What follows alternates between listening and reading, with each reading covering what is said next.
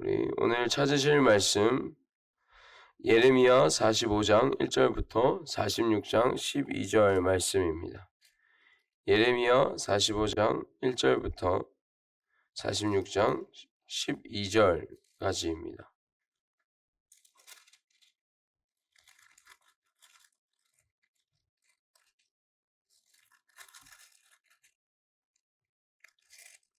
예레미야 45장 1절부터 46장 12절 말씀입니다. 구역성경 1124쪽에 있습니다. 예레미야 45장 1절부터 46장 12절 말씀.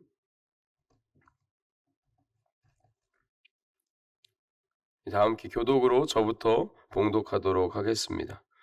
유다의 요시야 왕의 아들 여호야김 넷째 해에 네리야의 아들 바룩이 예레미야가 불러주는 대로 이 모든 말을 책에 기록하니라. 그때의 선지자 예레미야가 그에게 말하여 이르되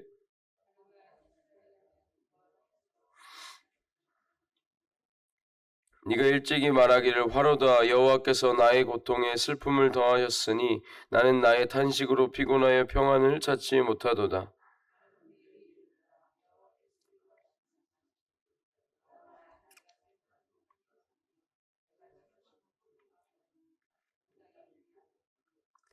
네가 너를 위하여 큰 일을 찾느냐? 그것을 찾지 말라. 보라, 내가 모든 육체에 재난을 내리리라. 그러나 네가 가는 모든 곳에서는 내가 너에게 내 생명을 노량물 주듯 하리라. 여호와의 말씀이니라.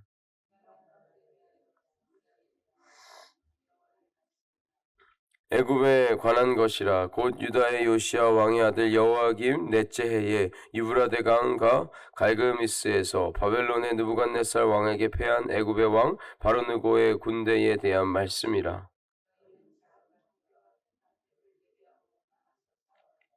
너희 기병이여 말에 안장을 지어 타며 투구를 쓰고 나서며 창을 갈며 갑옷을 입으라.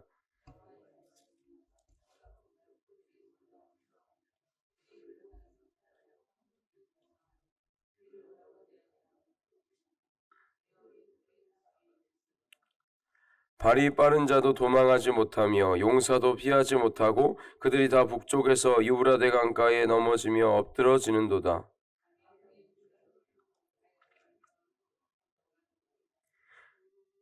애굽은 나일 강이 불어남 같고 강물이 출렁임 같도다. 그가 이르되 내가 일어나 땅을 덮어 성읍들과 그 주민을 멸할 것이라.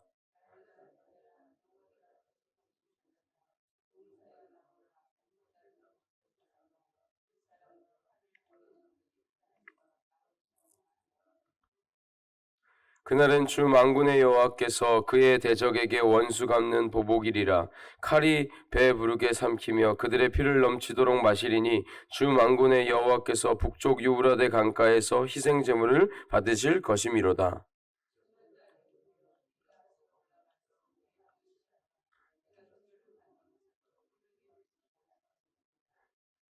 함께 읽겠습니다. 내 수치가 나라들에 들렸고 내 부르짖음은 땅에 가득하였나니 용사가 용사에게 걸려 넘어져 둘이 함께 엎드려졌음이라. 아멘. 할렐루야. 할렐루야. 8월의 첫 번째 월요일 새벽 기도에 나오신 여러분들을 환영합니다.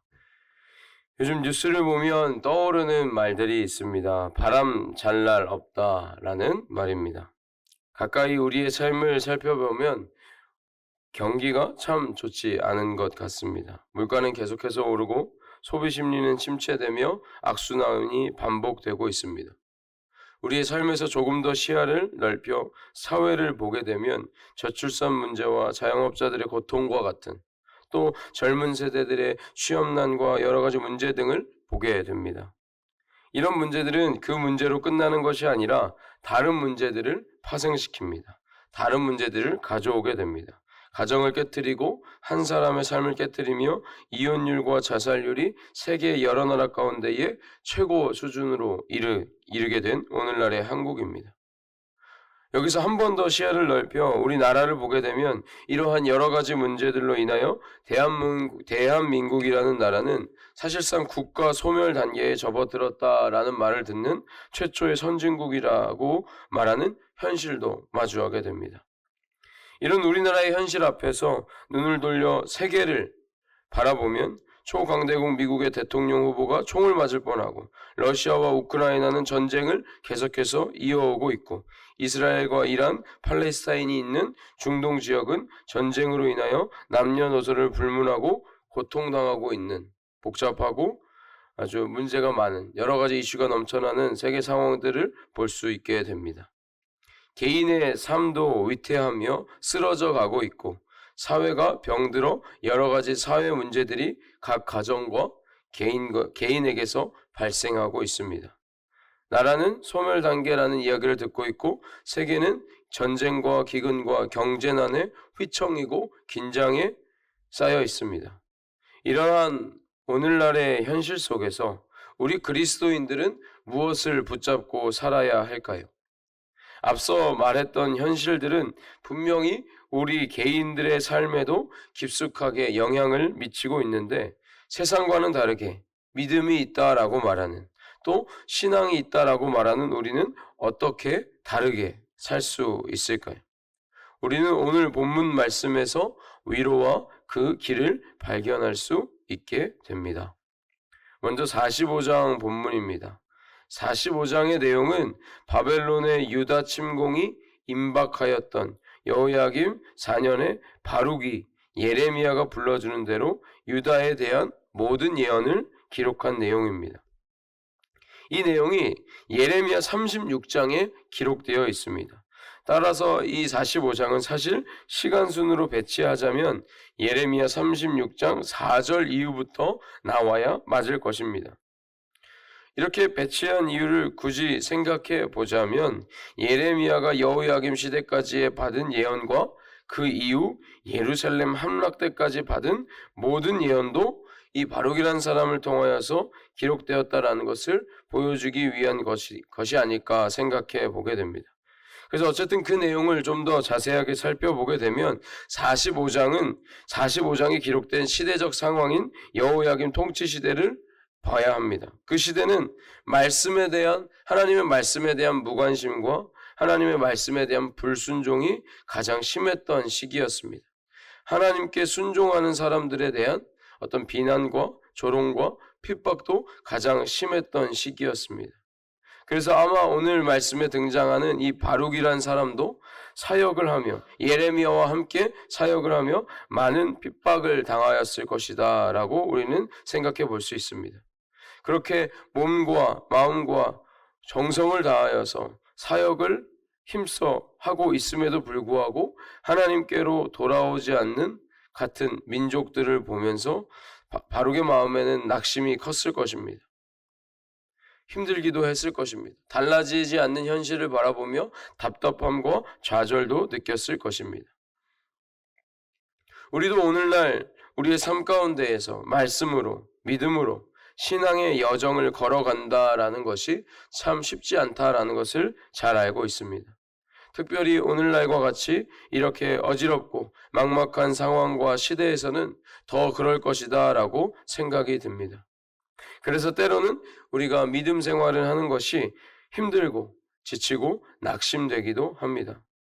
이때 하나님은 바룩에게 말씀하셨던 것과 같이 우리에게도 말씀하십니다.